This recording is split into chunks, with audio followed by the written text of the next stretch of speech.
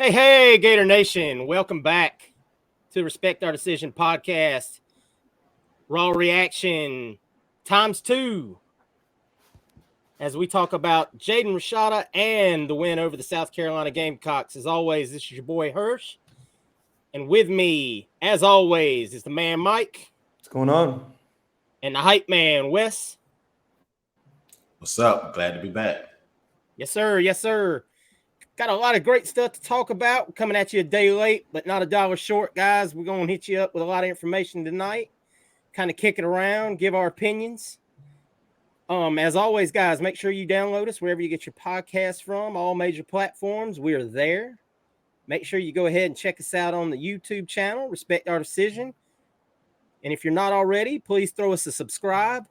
Make sure you like every video, guys, and drop us a comment. We love reading them. We read everything that we've got this week. We appreciate y'all's support. And as always, guys, if you'd like to support us as creators, check us out on our Patreon at Respect Our Decision. Each and every dollar we make goes back into the show to make it better. We appreciate all of y'all out there for supporting us there. And real quick, before we jump into it, we want to make sure we give a big shout out to our sponsor, Camwood Supplements. Make sure you go visit camwoodsupplements.com. Use code RESPECT20 to save 20% off your first purchase. But guys, like I just said, man, we got reaction times two. We usually only talk about the game on this episode, but some gigantic news broke at the start of the weekend, late Thursday night or Friday morning if you're on the East Coast like most of us are. Jaden Rashada is back in the mix and is a Florida Gator, guys. Just absolutely tremendous news as the Gators were able to go in and make a flip on a guy that we missed earlier in the recruiting cycle, and we talked about quite a bit in the early stages of this show. Guys, what y'all think? What are your reactions to landing Jaden Rashada? How do y'all think this affects us going forward right now in the short term? Mike? No, I think it's huge, man. Obviously it's great to take a KO to your, one of your quote unquote rivals, commit list. And I think it's the linchpin as well. So I think, potentially more to come on that, but that's something we'll touch on later on in future episodes. But no, just it's like I said, definitely a KO blow. But for our class, I just think it's massive. For the most part, you need a quarterback every class. I think it's a great rule of thumb. Especially the fact that we potentially most likely looking at AR leaving one way or another next season, especially how he's been playing lately. So especially a quarterback of this caliber, top 100 commit, he's looking at top 60. So he's number 57 overall in the composite rankings. And he's from something not to overlook. He's from a state that is known to produce quarterbacks in the state of California. You kind of, if you look at it historically, you kind of want your quarterback from either Texas, Georgia, or California. That's just pretty much, unless I'm leaving one out. But those are pretty much the three where you want your quarterbacks from. And he's it. We had a target. Is pretty much him or bust, and we got Stokes, but Stokes is pretty much going to be a program guy. So that's going to be huge for the class. And when you get a QB1 like Rashada, it a lot of times there's people want to play with him, and we'll see where that comes. Wes, what were your initial reactions to seeing that news? I know you were probably taking a nap by that time when it happened. Woke up to a absolute bombshell. Yeah, man. Christmas came early. In my case, I was asleep at maybe like 9 or 10 o'clock that night. Had heard some rumblings. Didn't know it was going to happen at 12 o'clock. But I told you guys I woke up to like the best gift a grown man at 37 years old could get. So that was fun. Your family doesn't listen to this, right? Nah. Okay. They don't listen. But it was good. To some points that Mike made, as far as this kid having that character that other kids may want to play with. I think it is that type of a linchpin. I've chronicled when we lost Carmani of losing to Miami, and Billy does it again. It seems like he always has an answer when things go bad or things go array. And this was just another example of that. Flipping him was huge. Mike said he's the number 57 player in the country. He could rise, being that he had a great year. I think I talked about it on the last podcast, the last podcast I was on, about him raising his completion percentage to 64%, which is a key indicator for a high school quarterback. So he may rise. Don't know if he can get a 5th star. That'll be a huge jump to do it, but it's not that far-fetched, in my opinion, being that the year he had his senior year. So this was tremendous. Losing Carmani hurt, but when you look at the most important position in any sport, it's the quarterback. You got to have a dude back there. Unless you have 5 stars all over the field like Georgia did and they won with a walk-on. But if you don't have that type of class where you 5 stars are at every position, you're going to need a dude. We saw that with some other schools beating some of those top-rated schools because they had a dude back there. And hopefully he turns out to be a dude. So first reaction, love it. Got to get one of those. Is especially in your bump class. We didn't get one last class, so this is important. Him and Stokes, I think Mike said Stokes is a program guy, so this is huge. Yeah, you really hit on some of the points I was going to talk about his statistical improvement over last year. As you said, his completion percentage was a very huge concern leading into his senior season. If you want to, if you looked at his line and said, okay, what sticks out, that was definitely one of the red flags on him. And he has really bumped that up. Looking at around 28 touchdowns now on the season after his game Friday night. Just a great senior campaign the kid's having. One other thing I want to hit on is our staff, man. I really want to hark back to that. This is a staff that has closed no doors. A kid commits somewhere else, they don't quit. And that says a ton about Billy, his staff, Katie, the staff that she has under working with her, Katie Bree, and the army of people Billy has working for him. No door is firmly shut. If they think there's a chance, they keep on it, man. And kudos to every single person that played a part in this. The Gator Collective were taking a lot of flack early last week before this happened publicly. Understandably, I mean, fans get frustrated when they don't see the results that they think they're led to or that they expect out of the University of Florida. And the Gator Collective and those people, Hugh Hathcock, just, and others that don't even want their names out there, just continue to keep their nose to the ground and do hard work. So shout out to all of those guys for getting this done and the groundwork for what they've laid to possibly follow. And a lot of that stuff we'll talk about on our weekly show. But right now, before we get into the game of this week, we want to also talk about what are the long-term effects of this, of Jaden Rashada committing to the University of Florida, because this can't be overlooked. It's not just how does it help us close out this class, but I mean, this is one of those things that has huge ripple effects to it. Mike, would you want to speak to some of that? Yeah, like I said previously, it's Rashada. There are players that want to play for Rashada or with Rashada, period, who weren't not inquiring before and are inquiring now. We're talking top. I'll just leave it. I'll just say top 100 kids, but they're significantly higher than that.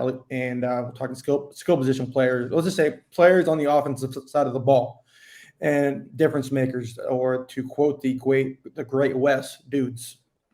The dudes. But the bot, and how that can assist us moving forward, that's once again you're hurting a rival in Miami with that. So that goes to not only taking over the state with Florida, but you're going out in California at that point.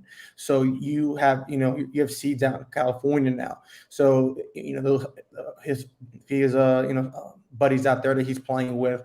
So not only this class, maybe a next class moving forward. So it's just once again it just ripple effects of a huge commitment for yet another week. The Florida Gators, this time on a positive end at least, were to talk about the recruiting landscape. And what that, like you were saying, Hirsch, Billy always has a plan. And in this, kind of going back to our win streak, it's been positive news. Teams playing great, defense is playing great. Something we'll get into, obviously, and there's more on the horizon. Wes, what are your long-term thoughts on it? I think it's huge. To echo what Mike was saying about the California connection, you also have he's the quarterback, and then you have your wide receiver coach also has roots out there and connections out there. Very true. If you can tie the wide receivers into that, shout out to KC, who's been phenomenal, and get some of those guys out there that Rashada may have connections with. They're not foreign to KC. He's just left from out there. So that long term is monumental and huge is in itself. So long term, as far as recruiting, it's a good thing. If he's a dude, it's even better thing. If he's starting in 2 years and looks good, I'm happy. You know what I'm saying? I'm not looking forward to him starting next year or anything like that. But if he's ready in 2 years, then we're good to go. So this is huge. Is like you need a guy. Like I said, we're not in that top 5 recruiting mark yet. So if you're not in top 5, you got to have a quarterback that can make plays, that can overcome talent. You see it in the NFL, you see it in college. If you don't have a bunch of talented guys, sometimes your QB has to go out and win games. It's again echoing what I said in the first part. The quarterback is the most important position in all the sports. I don't care what sport it is. You can't name me a more important position than the quarterback, especially when you have 22 guys that have to play on the field. So that's where I'm at with that. Mike, you had one point you wanted to add? Yeah, I think it was huge on this. And you've kind of spoken with the collective. It's NIL. Period. We haven't really had, that guy, kind of be the face of like the class, with Billy. Obviously, it's only his second major class, and NIL is just starting. But Florida hasn't really been out there. Had that Texas A&M type. Hey, look at us. We're Florida yet. So this is the type of player that, obviously the exact numbers aren't out there. We've lost commits, let's just say Cormani, because it just happened. People are throwing out, arbitrary numbers, so on and so forth, but, irrelevant, but we had egg on our face nonetheless. So with that being said, we got a quarterback that NIL obviously did play a part. So it does show Florida is at the adult table come Thanksgiving. So I think that's huge. Absolutely. It can't be understated enough. They are playing the game at a very high level. There were some missteps. I believe actually Rashada was one of those missteps. The way that went the first time, I think they huddled around and said, how can we make this not happen again? And obviously, we had the situation with Cormani. I don't believe that's all attributed to NIL. There's some other factors in play. That is what it is. Word is he's already possibly reaching back out to us. I'm not putting any validity to those rumors right now. You're going to hear a lot of rumors the next up until early signing day. You're going to hear a ton of different rumors. But this is also a big part of what we said at the beginning of the season of what recruits want to see progress being made on the field. It doesn't go to question without, with me that you've seen us the last few weeks look like a much more competent football team. And other teams, kind of like the one that he was previously committed to, have looked a little bit disorganized and a little much of a mess, and fans, complaining and asking for coaches to be fired in year one. And now there's chances that class might not hold together. Well, guess what? Winners win, and winners know how to build classes. And, Billy is all that. Billy has really kept his foot on the gas pedal with all of this. So at the end of the day, perception is always reality, guys. Big shout out to the Gator Collective for all your hard work. Not letting the naysayers get y'all down and just doing what y'all set out to do. Tremendous respect. I saw a lot of guys the next day saying they had just signed up for the collective for their first time, and saw the videos that the University of Florida put out there this week with Golden, Coach Napier, and Scott Strickland all endorsing the Gator Collective. So if you're not on board, now's the time, man. There's a lot of great stuff happening. So it's a good time to be a part of it. And speaking of good things happening, guys, y'all might have noticed the University of Florida had a pretty solid football game all the way across the board. Coming out on top 38-6. Guys, how y'all feeling about that? Wes, you want to go first? Give your initial thoughts? Yeah. Y'all know I'm the Sunshine Pumper. I was impressed, but I have to take in mind the last two offenses we played. Texas A&M is not a good offense, and neither is USC. So we did what we should have done. So I'm okay with that. The second half of Texas A&M game and leading, they carried it on. So I'm happy. So, and then we playing upcoming Vanderbilt. So the defense looked good. And anytime my issue with this defense, if you're gonna be a bend don't break defense at times too, and just giving up everything, you have to create turnovers. In the second half again, they did that, and I was very, very, very impressed with that. Still, we left some points on the field. Every time you create 3 turnovers on the other team's side of the field, you got to score more than 7 points. And a lot of that was attributed to our special teams. South Carolina has a great special teams. That's how they scored their only touchdown. And I don't care how much you work on it. Sometimes certain coaches emphasize that so much, and they're just good at what they do. They kept saying it during the broadcast. They're the number 1 special teams team in the country. What's his last name? And his father was great at it. That's why they called it Beamer ball. And you saw it with him, is that was the only touchdown. I think we gave up another drive where they went for it on 4th down and didn't get it when they were on outside the field. But that was the only time they had a chance to score was on that 4th down when they went for it on outside of the field. So shout out to the defense, shout out to the D-line making plays. And a lot of people want to, and maybe we'll talk about this later with Cox and people attributing the play to Cox. A lot of that was more of our secondary as well, not playing assignment football as well. So shout out to him. The offense left a lot of points on the field. We'll talk about those a little bit later, but special team was horrible. So they wasn't playing well in all 3 phases like I felt we played last week. Mike? Who are you and what have you done with Wesley?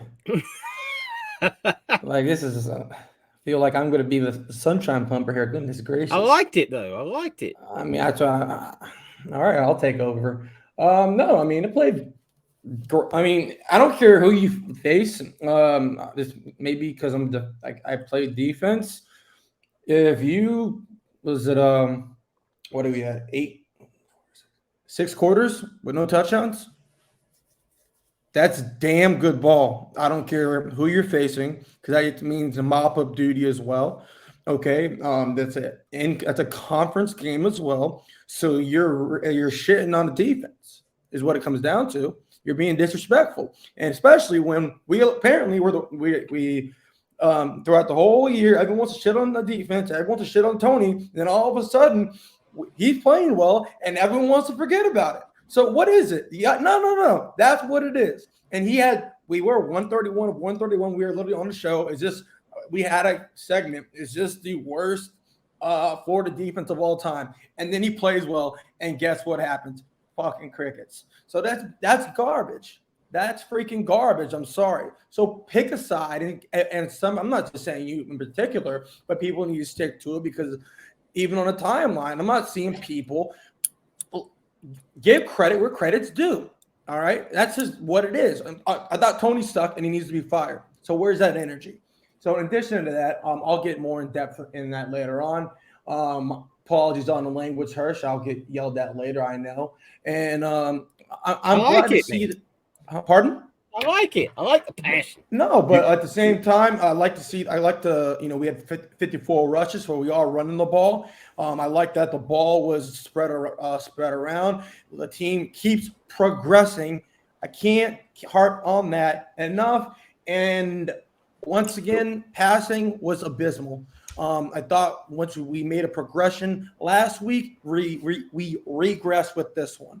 So I'll leave it. And unfortunately, we did not play a complete game because you cannot say you did when you give a fake punt touchdown for 50 yards. So other than that, and you mishandle team win. You get a kick block and then you mishandle one as well. Special team was awful. That was the worst. Yeah. Game changers might need their name changed. They might need the mic treatment. They might need to change. Mike needs to stay on the game changers. They're just changers until they do something that changes the game for good. I'm going to hark back to something Mike just said about the 6 quarters. I'm actually going to combine two things y'all said. Wes talking about the quality of the offenses we faced.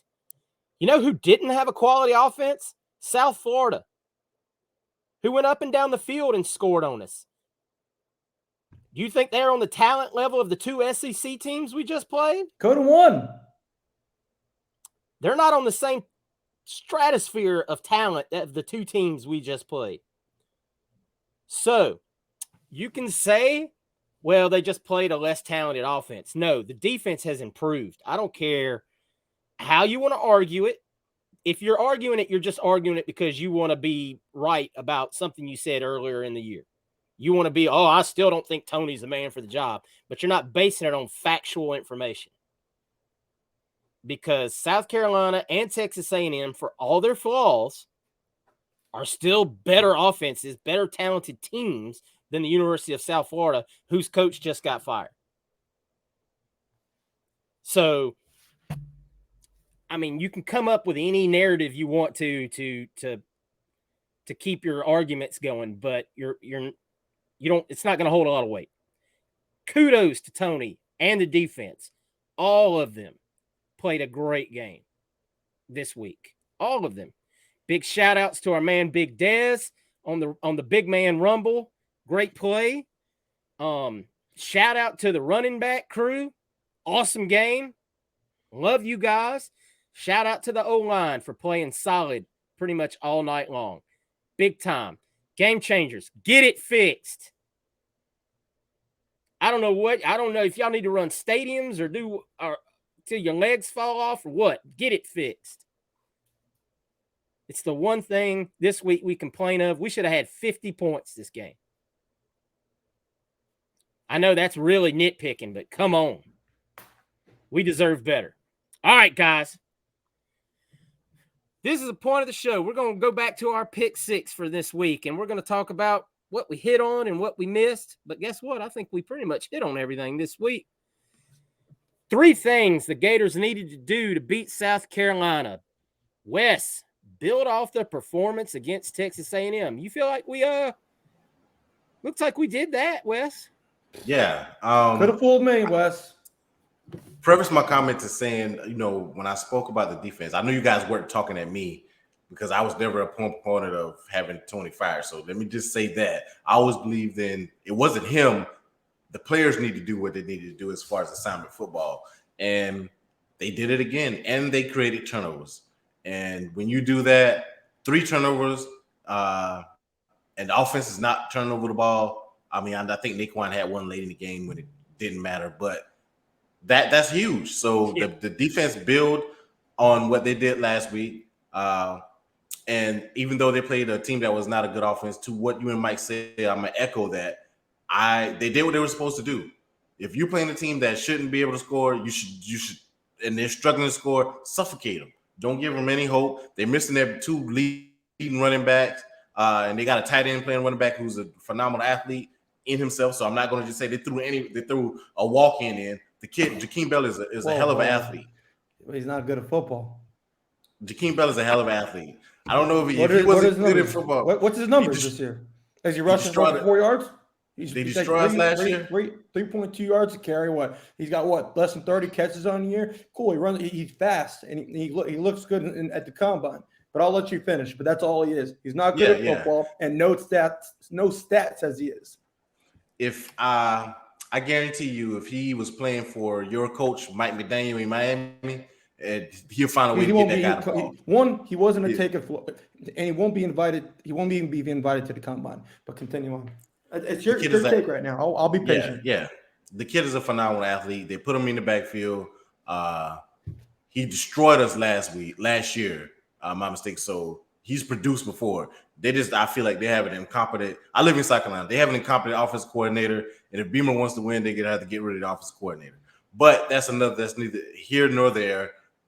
They've improved on what they did last week. So I was proud of the team. Mike, your point was get to Spencer Rattler. Well, we did a little bit of that too. He was under duress most of the game. When you know ball, it's I foresaw such events, especially from a certain player. 5'2", it's he had a hell of a game, and then another sack, consecutive games now, but we beat an inferior football player. As you said, a lot. He's just not good at football. I wouldn't expect anything less for someone who played football in the state of Arizona like you did. And just get him under duress, force turnovers. It's what he does. It's what he's prone to do. He's weak-minded, and Yep. And we kept the team under 250 yards total offense, which once again is a testament to Patrick Toney, who just continues to progress no matter what the naysayers say. Yes, sir. My pick was run the ball 50 times. Well. Nostradamus. 54 carries for 374 yards. I'd say the boys did exactly what they needed to do against a team that was poor against the run. Good coaching, Mr. Napier. We appreciate you. You know ball? No little ball. All right, guys. 3 things we need to avoid to beat South Carolina. We'll start with Mike. Another USC letdown. Well, looks like we did what we needed to do there. Matter of fact, I would even echo that we used the last year's loss for some motivation. I hope so. Yep. Wes, your point was that we needed to avoid making a lot of mistakes in this game. Well, I mean, aside from these special teams, I don't know if we'd call those. I mean, I guess we'll call those mistakes. Getting your kicks blocked and having your, Yeah, good thing the game was out of reach when those things was happening. I mean, at one point, the six that first touchdown though.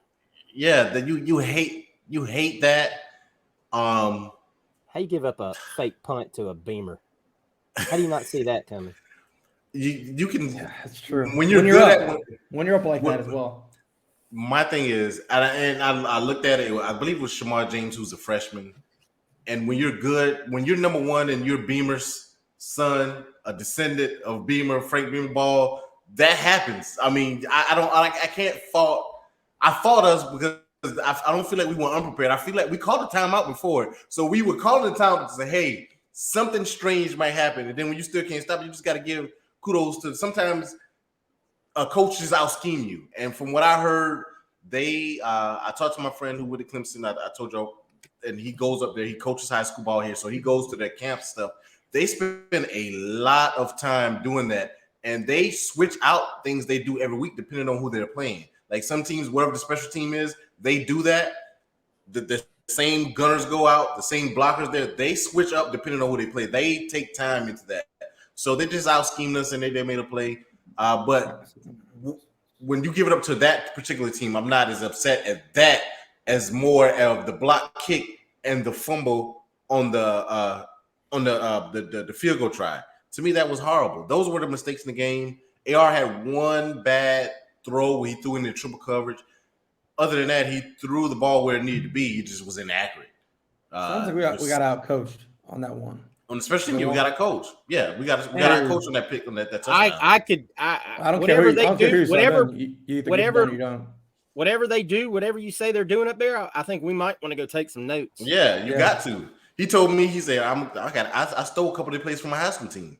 He was like, I don't know. They're good. I want to see us do things like that. Yeah. All right, guys. My point of things we needed to avoid against South Carolina was Carolina to possess the clock. And the Gators beat the Gamecocks in the time of possession battle, 36 minutes to 23 minutes. That's pretty solid. Did what we needed to do. Also add to that the Gamecocks in this game were 3 of 11 on third down. So that is a tremendous improvement right there. And that is how you certainly don't allow a team to control the clock on you. Get them off the damn field. All right, guys. Well, impact players of the week. We had all selected our each individual one.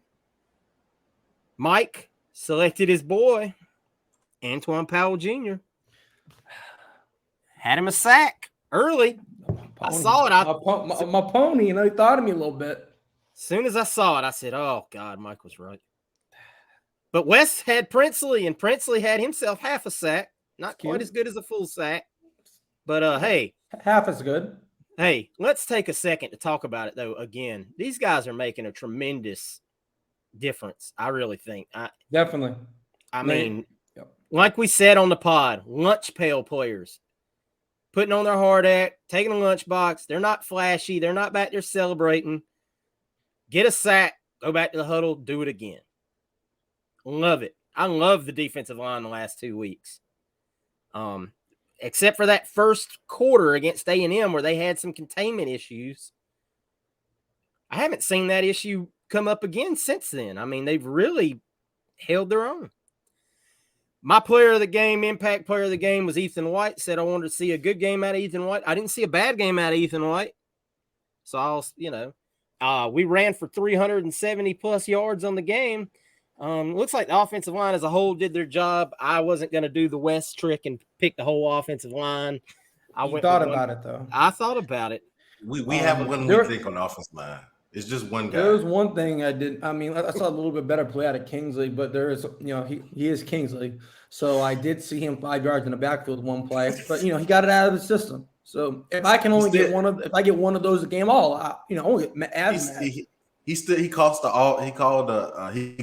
a false start on one of our offensive linemen again because he snapped the ball too late. I don't know what his issue is, what is going on with him, but you at home, you can the same cadence. It's probably what Hevesy said during his freshman year, but that's not over there. Barber's a beast, though. After talking about all that, guys, we're going to have a little roundtable discussion about, the good, the bad, and the ugly kind of things. I will say I want to go on the hot and cold of AR real quick. The cold obviously being the accuracy issues. I thought for a minute we were about to have Kentucky AR. Threw behind his guys a lot of times. I know we didn't have Shorter for this game. We didn't have Frazier's for this game. Big kudos to Caleb Douglas. Looked phenomenal. We'll talk about that in a second, but young guys stepping up, but passes behind his receiver constantly. Deep throw over the middle into triple coverage. I know he thinks he can outthrow those guys, and he's begging to be picked off on some of these plays. The hot. He ran the ball with reckless abandon and did not look scared one bit to run the football in this game. Ran it with confidence, dropped his shoulder on a couple of guys to run them over. Made the comment. What did he say, Mike? I'm 240 pounds. Somebody's going to feel this weight. Yeah, I was actually literally going to bring it up as we speak. Okay, well, I'll throw it to you. You go ahead and read that off to us. Here we are. I believe he said it to Zach, did he not? Yeah, you actually, Nick. I think you kind of took most of my talking points just now, actually. Well, I'll let you. You're a little more passionate than me. Why don't you hit on them? Well, it's nice, I'm not the AR hater for once. So it's refreshing to hear it coming from someone else. And no, Anthony Richardson this does come from Nick Del Torre of On 3. Anthony Richardson asked about running more. I quote, "I'm 240. Somebody's got to feel this weight."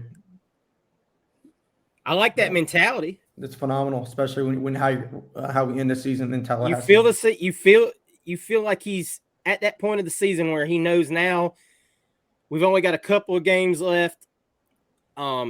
Inferior opponents, honestly. I mean, you've played the meat of your schedule. You've played the best opponents. Not trying to disrespect you Florida State fans if you're listening, but you're not Georgia, and you're not Tennessee. You're not those programs. Or Utah. And it's always said, last game of the season, you don't hold anything back anyway. But Gregory Knox didn't. No doubt. Gregory Knox should. Ron Zook didn't. Wes, what's your thoughts on AR? Plus, good and bad. The bad, I'm gonna go with the bad early. Inaccurate, like you said it. I wasn't too the throw in the triple cover. That's probably his worst read. His reads aren't bad. It's not his reading of the field. He's going to the right places with the ball, and then most of the time, not all the time, but yes, the people he is throwing to are open. He's inaccurate, and then he missed. And then I thought about it, and when you brought up Douglas, and then you saw him hit Frazier's a couple weeks ago. Then you saw the nice touch ball he hit Ricky on for the first touchdown that he threw. It was a nice touch, and then you see some of the first two throws he threw to Ricky at the beginning of the game. Then he hit Douglas on a nice out route. I'm like, is it Ricky? But he missed Ricky on the same out route, though. That's just weird. Yeah, I'm saying the first two. And I'm wondering if it's him and Ricky on certain – because if you look back at the beginning of the season, it's been the ball going to Ricky where he's been high, behind. I thought about it as I didn't think about this before the podcast. I thought about it now. When he's been throwing the ball to Douglas, it's been there. When he threw the ball to Frazier's, it was there. And Ricky, it is not – I'm not blaming Ricky. What I'm saying is Ricky has a gear that nobody on the team has. We see it. He's the kid can get it in and out of breaks that nobody has. He has the speed that nobody on the team has. All that. So maybe it's some why work is he throwing that they ahead need of to him do. On some passes? I don't know about that. I see a lot of behind. Maybe I need to go back and watch them. I saw two of his early incompletions. One was the out route where he threw it behind. Two out. No, he threw it behind. And then one was a drag, and he threw it way out in front of him. Like I don't. And then he threw one behind him. It's like he's trying to course correct. Who else have you seen that happen to though? I haven't. I have to pay more attention. After watching the Kentucky game, it was everybody. I don't think he had any of. I know, but that's watch the and that's why I said I thought early we were going to have a repeat of the Kentucky game because it looked the same to me. Throws outside, throws high. as we I play don't know, man. Vanderbilt, I don't have the answer. I just think that's who AR is. we play Vanderbilt and we play FSU, and then we have our bowl game. If he plays in the bowl game, if he stays, regardless, if he plays the next there's three no games, way. If look he's at staying, his there's He's throw. no got way. 2 games left at the University of Florida. He's not playing in the bowl. If Okay. he's leaving, he ain't playing the bowl game. Okay, so to your Would point you? about the running, it came out that the staff feels the staff plus Billy Napier feels better about Kittner, which is why they're calling more runs for AR as well. Because at the beginning we knew they weren't running a lot because of the backup quarterback situation. So Kittner's coming on, and that's giving Napier the ability to call more runs for AR. But I want y'all to see the next 2 games and see who those missed throws are coming to. Okay, Mike. He's just inconsistent. That's the bottom line. Sorry about that. He's just inconsistent. It is who he is. Unfortunately, I think that is. I think it's just who he is. Yeah, no, that's just kind of the bottom line. And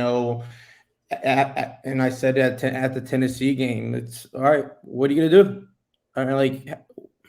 At this point, you have no excuses. I don't mind a little. A little. Dipping here.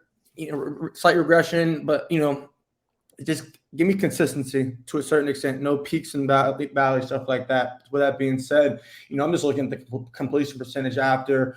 Tennessee, we have 80% after with Eastern Washington. Then you go to 50% with Missouri, LSU. We have 60, Georgia 48, Texas A&M 60, and then South Carolina 47.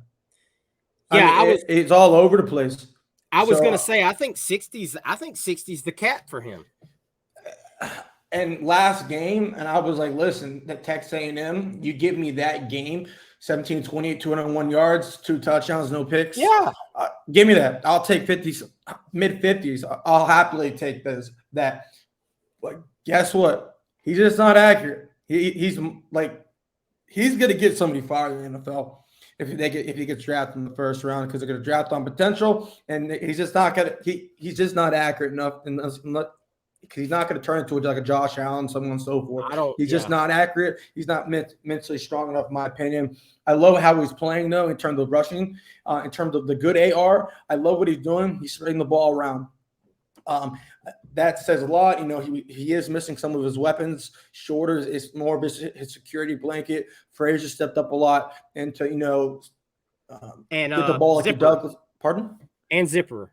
To a lesser extent, yes. Yeah, no. So bottom line, he is missing weapons. But at the end of the day, when you have no ceiling, you're supposed to overcome those things. But he's 11 of 23, 112 yards. It's awful. It had guys open. It's awful. Passes like that, Treon Harris. Yeah. And you say no. I mean, I could bring up Treon Harris stats right now and say, yeah. No, I didn't say no. No, when Wes shaking his head. No. I mean, I don't know why. We're not going to go on this all day long. We won't. But I'm just saying, once again, it goes to: are you playing to anywhere near? If he's playing anywhere near his potential right now, not even close. I don't like if you can't give me 17, 20, 200 yards.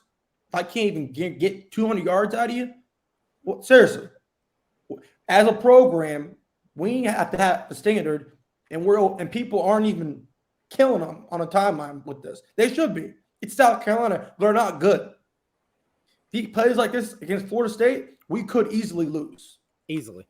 They're not a bad football team. Now, on the positive side, like I said, he was and as you know, I always said he's been inaccurate. But on the positive side, I like how he's spreading the ball around. I love how he's rushing the ball, and I love how he's cutting strong. And then he's not, he's ready to, like the tweet said, I'm ready to run somebody over. So that's going to be a lot, assist him with his inaccuracies. So, they may have to put another man in the box. So, that's going to aid him. But end of the day, he's going to have to step up. That's just essentially what it comes down to. I was much more pleased with the offensive game plan. Obviously, like we said, going into the game, this was a team that was susceptible to being run on, and we didn't shy away from it. I actually thought we were a little too pass happy in the second half with a big lead. I would have didn't liked mind to. it because I mean, I guess I it's didn't mean good for the reps. yeah, that's what I was good at. You got it. Go ahead. My whole thing is, if it's working, don't stop. That's my. I'm a son of a coach. My dad's mentality was if they can't stop it, you keep running it. But I get it from the coach's standpoint of you want to get some of these young guys some reps and some but then again, you go down the rabbit hole. If AR starts struggling, does that compound? And then you're waiting. You got 2 more games to get through. And where's he playing? Where was the game at? Was it on the road or in It was in the swamp, and every single time, it's just a wild thing. Well, the next Maybe 2 it's games good. The last 2 games on the road. It's not wild if you just if somebody admits the fact that he's mentally weak. All right. Well, we're not going. We'll save the AR talk for one more week, and then we'll see what we're doing next week. Tremendously proud of these 2 running backs once again. God Almighty, we've got 2 just absolute studs. I was glad to show. Trevor showed that breakaway speed. Mike wasn't sure he had. Oh, Mike said he couldn't return kicks. Mike said he could never return a kickoff. I remember it. Well, I know you do, Wes. Yeah. Never. Yeah. You were on E10. Oh, we ain't letting you off the hook on that. Pull the clip. Yeah. I want to see what's happening. Pull the clip. It's recorded. Pull the We've clip. been arguing that. I got to remember what episode it was, but we were talking about him being a kick returner. You're like, I don't think he's got. You say he didn't have the breakaway speed. That's what you said. Sounds like I had a gray answer.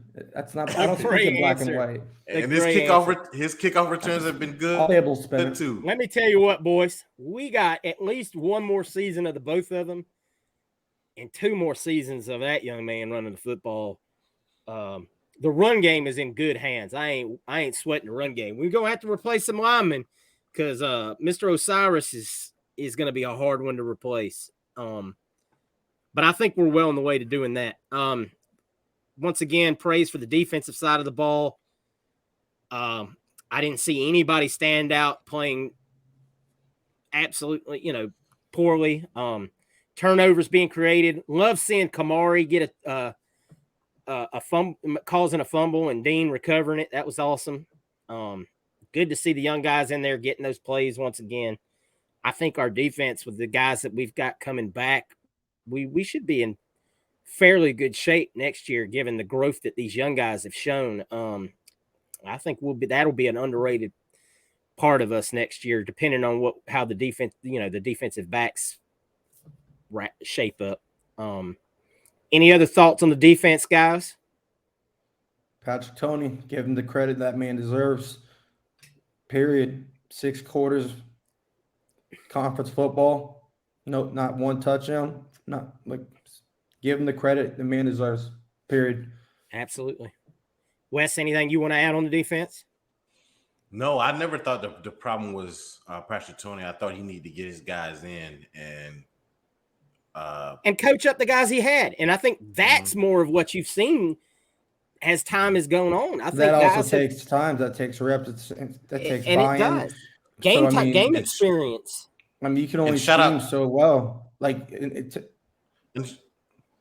was going to just add and shout out to the leader of the defense, Ventrell Miller, for holding the guys accountable and not letting them quit and not letting them give up and bringing that energy each and every week. He's been a key component of what Patrick Toney has been trying to do. You need guys like that,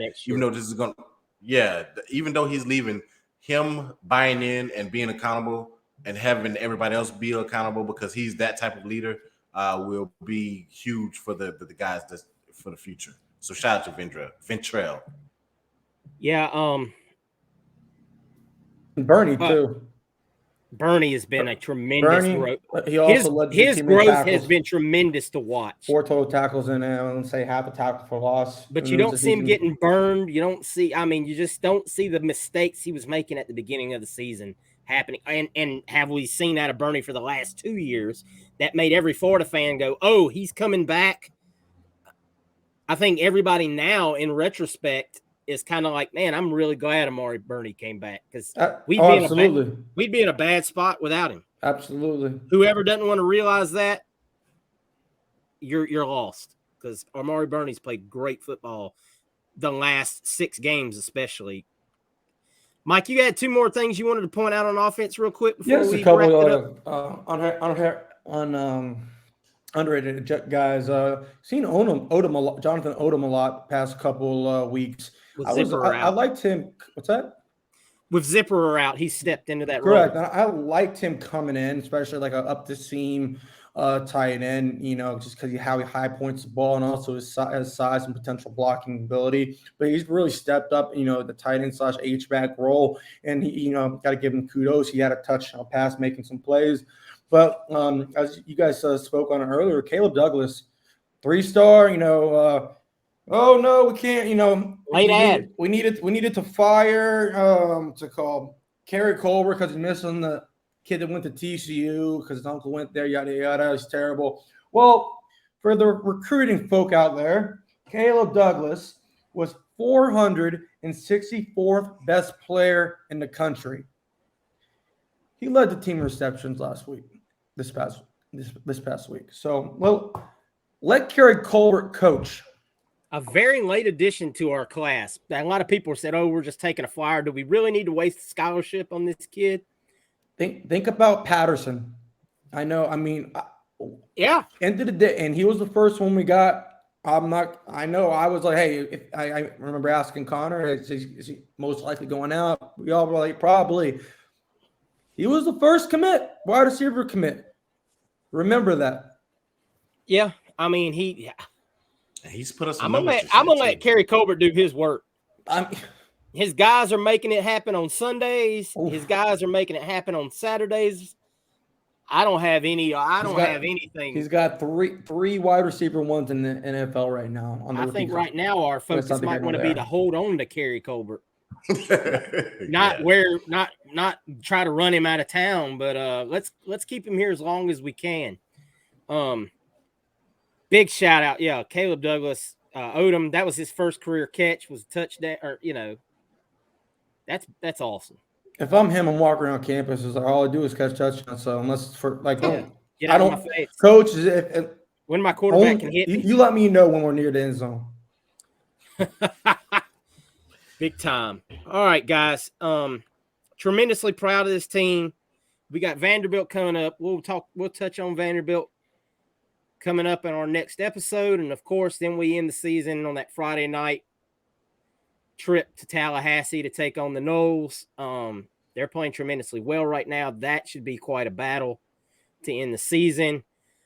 But I tell you right now, guys, we should be 7-4 walking into that game. If you told us a few weeks ago we had a chance to go 8-4 in this season, every single person would have said, "I'll take that." You're Mr. Coin Flip. Don't tell me you said it. I predicted 8-4 in the season. Oh man, you can't get away from this guy. I predicted 8-4. Pull it. Everything's Mike is pull the footage. No, he did. You did, but we also kind of, like I said, if you'd have told us, you're right. If you'd have said 3 weeks ago, we had a chance to finish 8-4. Everyone on this pod, especially, would have said yes, please. Absolutely. Because there was a time where we were like 6-6 might be a struggle. Just get us a bowl game. Yep. Yeah, that's where we're at. No, seriously. We're like, just get us a bowl game. Would you settle for a bowl game? Absolutely. Just for the practices. I literally just wanted 6 games and just show me slight progression. Because now every one of those young guys we're talking about gets those extra 15 practices. Yep. Or whatever, or however many it is, but it's right around that ballpark. That's like almost having a whole nother spring ball. Especially for those guys. And I don't think Osiris will most likely play. I wouldn't expect Osiris to play. If I'm Ventrell, I'm not. Well, Ventrell's a baller, though. Ventrell will probably play because that's just who he is. There's some others I might not expect to play unless shorter. I wouldn't be surprised if Dean didn't play. If I'm shorter, I'm not playing. Like I said, we'll see what happens. I'm not going to sit here. I'm not sitting here trying to bash kids, but I just got a feeling that Zero might not play either. But it is what it is. Hey, if he doesn't, that means those young guys are getting to play his spot. He'll test well. Yeah, he's got some physical attributes. So a lot of excitement going on right now, Gator Nation. We're going to touch on a lot more stuff this week on our weekly show. A lot of recruiting news right now. Just remember, it's always recruiting season, no matter what Dan Mellon says. We have got a ton of stuff we're going to be touching on this week. We might talk about as much about recruiting as we talk about Vandy, because recruiting is much more interesting. Listen, man, they're the Harvard of the South. Put some Harvard of the South. They keep the conference's GPA up. They just beat Mike's boys, so I mean, we might need to show them some attention. They just beat Will Levis, didn't they? The number one football. The number one. Look, pick. all that's going to do is make us more pissed off about losing to them. Damn joking. Yeah, man. See, Kentucky. If Kentucky, if you would have came, it would like you should have been on my. I've been indifferent for months now. if Kentucky got hyped up about every game like they got hyped up about Florida. They win 10. Now, if Kentucky got hyped up about every game like they got hyped up to play Florida, they'd have 9 to 10 wins every year. I'm going to Kroger next year. It's gonna be. It's not shopping, folks. Kroger Field. I may double down. Mike in the trenches. Mike in the Kroger trenches. All right, guys. Well, the only last point I had is game changers. Get it fixed. God almighty. If that ends up costing us one of these games, I'm gonna blow up. All right, guys. Anything y'all want to add before we jump out of here? Yeah, just shout out to our fans that responded on Facebook with the questions. We will take care of those questions on Wednesday night's podcast and answer those there, so you'll hear your questions answered and on Thursday morning when you get the podcast. So shout out to you guys. Thank you guys for supporting that. Mike? Yeah, shout out to Pat Tony for doing Pat Tony things. Put some respect on his freaking name. And just remember, Bateman got us. Bateman got us. Oh, God. Hopefully not much longer. Anyway, all right, guys. It's always good to celebrate a victory, and some big-time recruiting wins only make it better. So stay tuned, guys. Lots of news flowing out there. Make sure you keep an eye on our Twitter page at RespectOurDCN. There might be news between now and when we drop the show. I mean, things are fluid right now, so just keep your ear to the ground on it. Turn notifications on. Have those notifications on. Yes, sir. And as always, guys, make sure you go out and download the episode. It's available wherever you get your podcast from. Make sure you check us out on the YouTube channel, Respect Our Decision. Make sure you're subscribed to the channel. Hit the notification bell so you get a notification whenever we upload new content. And make sure you drop a like on every video. It helps us tremendously. And as always, guys, if you like to support us as creators, check us out on Patreon. Respect Our Decision. Each and every dollar we make goes back into the show. And we appreciate all the love that y'all have shown. As always, thank you so much. And go Gators. Go Gators.